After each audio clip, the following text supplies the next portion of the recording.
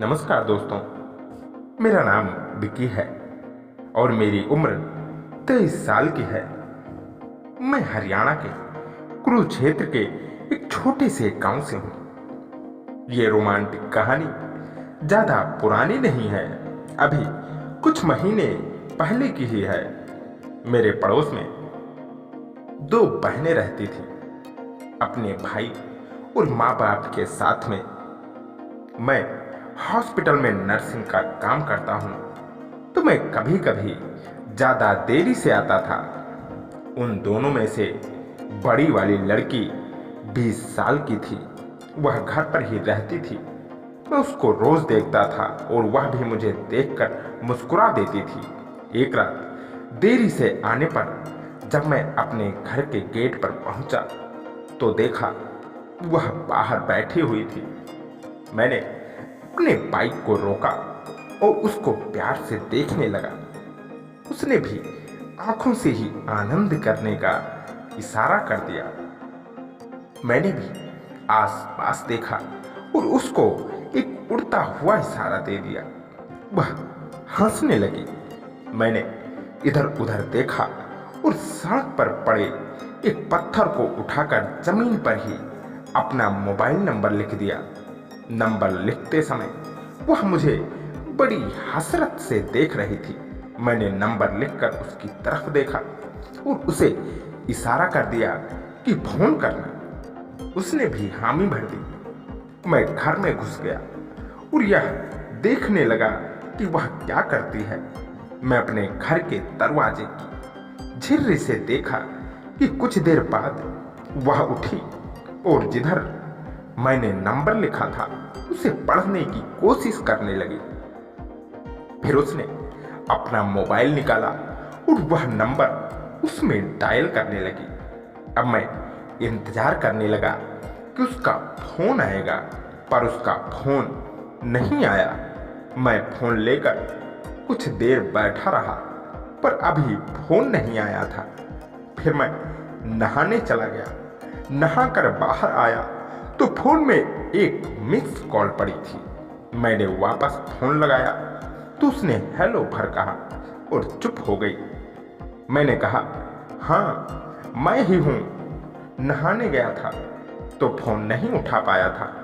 वह पहले तो कुछ नहीं बोली, फिर बोली यह गलत नंबर है, या कहकर उसने काट दिया। मेरी समझ में नहीं आया कि क्या क्या था। उसके बाद मैं खाना खाकर उसके फोन को लेकर सोचने लगा कि उसने ऐसा क्यों कहा था। तभी मेरा फोन वापस बजा। उसी का फोन था। मैंने फोन उठाया और हेलो कहा। उसने कहा, सॉरी उस वक्त कोई और भी था तो मैंने रॉन्ग नंबर कह दिया था। मैंने फोन पर ही कहा, वह सब छोड़ो और यह बताओ कि मुस्कुराई क्यों थी।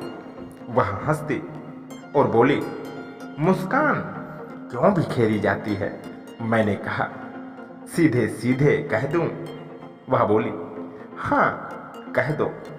मैंने कहा, सुख कब दे रही हो। वह बोली, अभी ले लो।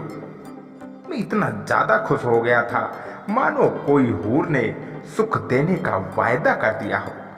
अब मैं उससे बात करने लगा, उससे सुखद संवाद का प्लान बनाने लगा, पर मुझे कोई रास्ता नहीं मिला क्योंकि उसकी माँ उसके साथ साथ रहती थी। कुछ दिन बाद पड़ोस में शादी थी और हमें सारे परिवार के साथ बुलावा आया, तो घर वालों ने मुझे बोल दिया कि इनकी शादी मुझे अटेंड करनी है।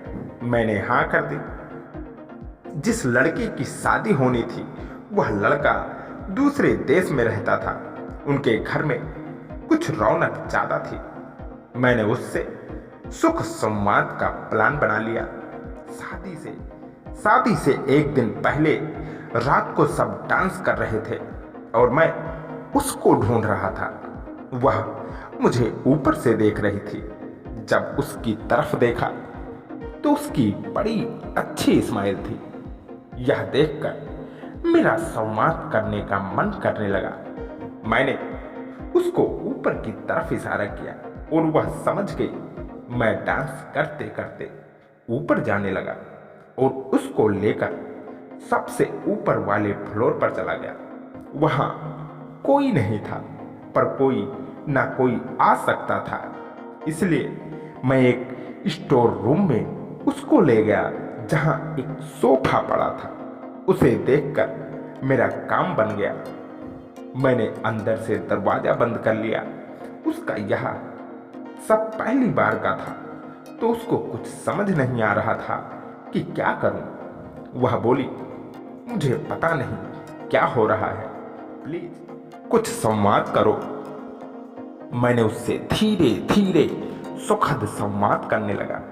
उसको आनंद आने लगा था। वह सुख संवाद करने को बेचैन होने लगी थी। फिर मैंने उससे आराम आराम से संवाद करने लगा। उसको अब आनंद आने लगा था और वह चुप हो गई थी। मैं समझ गया कि यह सुख संवाद का एहसास कर रही है। मैंने उससे कहा, कैसा लग रहा है? वह बोली, अच्छा लग रहा है, अब संवाद थोड़ी जोर जोर से करो। फिर मैंने संवाद की रफ्तार बढ़ा दी। वो 2 बार सीमा पर पहुंच चुकी थी, पर मैं अभी तक एक बार भी नहीं छुआ था, तो मैं लगा हुआ था। फिर मैं जोरदार संवाद करने लगा। संवाद की रफ्तार तेज होने से मैं भी पहुंचने वाला था। मुझे पता चल गया था कि किसी भी समय मैं संवाद की सीमा तक पहुंच सकता था। फिर मैं भी संवाद के आखिरी छोर पर पहुंच गया। वह बोली, मुझे आज बहुत अच्छा लग रहा है। कुछ ही देर में मेरे विचार फिर से तैयार हो गए, पर इस बार उसने संवाद करने से मना कर दिया। वह बोली, मैं थक गई हूं। अब उसने चलने को बोला। मैं भी कुछ नहीं बोला। मैंने चलते वक्त उसको आई लव यू बोला, तो उसने मुझे आई लव यू टू बोला।